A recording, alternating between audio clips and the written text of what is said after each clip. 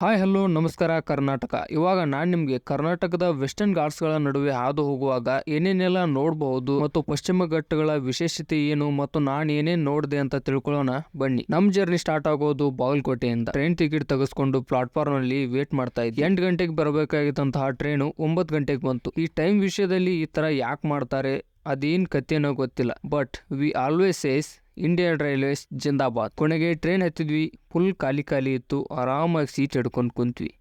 ಆಮೇಲೆ deep sleep.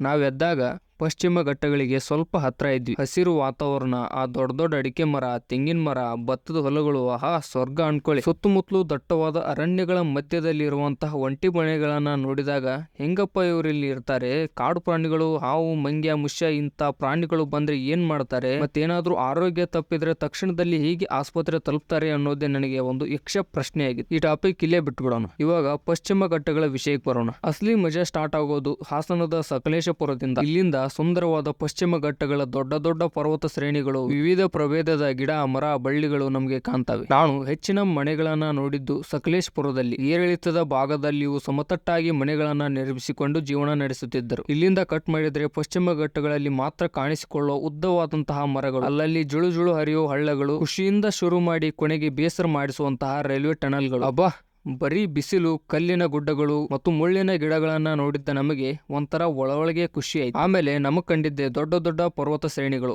ಎತ್ತರದ ಉತ್ತುಂಗದ ನಿಲುವಿನಲ್ಲಿ ಈ ರೈಲ್ವೆ ಟ್ರ್ಯಾಕ್ ಗಳನ್ನ ನಿರ್ಮಿಸಿದ ಕಾರಣ ಎಲ್ಲ ಪರ್ವತಗಳು ನಮಗೆ ಅದ್ಭುತವಾಗಿ ಕಂಡವು. ಈ ಮಾರ್ಗದಲ್ಲಿ ಹೋಗುವಾಗ ಸಿಗೋ ಸಣ್ಣ ಸಣ್ಣ ಹಳ್ಳಿಗಳು, ಆ ಹಳ್ಳಿಗಳಿಗೆ ಹೋಗೋಕೆ ಮಾಡಿದ ಚಿಕ್ಕ ಚಿಕ್ಕ ರಸ್ತೆಗಳು, ಅಲ್ಲಿ ಧುಮ್ಮಿಕ್ಕುವಂತಹ ಜಲಪಾತಗಳನ್ನ ನೋಡೋಕೆ ಒಂಥರ ಸ್ವರ್ಗದ ಅನುಭವ. ಆ ಎಡಕುಮುರಿ ರೈಲ್ವೆ ಸ್ಟೇಷನ್ ಹತ್ತಿರ ನಿಲ್ಲಿಸಿದಾಗ ಕಾಣುವಂತಹ ದಟ್ಟವಾದ ಅರಣ್ಯ ಮನಸ್ಸಿಗೆ ಶಾಂತಿ ಮತ್ತು ತಂಪನ್ನ ನೀಡುತ್ತದೆ. ಪಶ್ಚಿಮ ಘಟ್ಟಗಳಲ್ಲಿ ಅಲ್ಲಲ್ಲಿ ನೀರಿನ ಬುಗ್ಗೆಗಳು, ರೈಲ್ವೆಕ್ಕಿನ್ನ ಎತ್ತರವಾದಂತಹ ಮರಗಳು, ರೈಲ್ವೆ ಬಾಗಿಲಿಗೆ ಬಡಿಯುವಂತಹ ಮರದ ಕೊಂಬೆಗಳನ್ನ ನೋಡಿದಾಗ ವರ್ಷಕ್ಕೆ ಒಂದ್ಸಲನಾದ್ರೂ ಇಲ್ಲಿ ಜರ್ನಿ ಮಾಡಬೇಕು ಅಂತ ಅನಿಸುತ್ತೆ. ಈ ರೀತಿಯಾಗಿ ಈ ಪಶ್ಚಿಮ ಘಟ್ಟಗಳ ಸೌಂದರ್ಯವನ್ನ ನೋಡುತ್ತಾ ನಾನ್ ತಲುಪಿದೆ ಮಂಗಳೂರನ್ನು. ನೀವು ಕೂಡ ಬಿಡು ಮಾಡಿಕೊಂಡು ಒಮ್ಮೆ ಹೋಗಿ.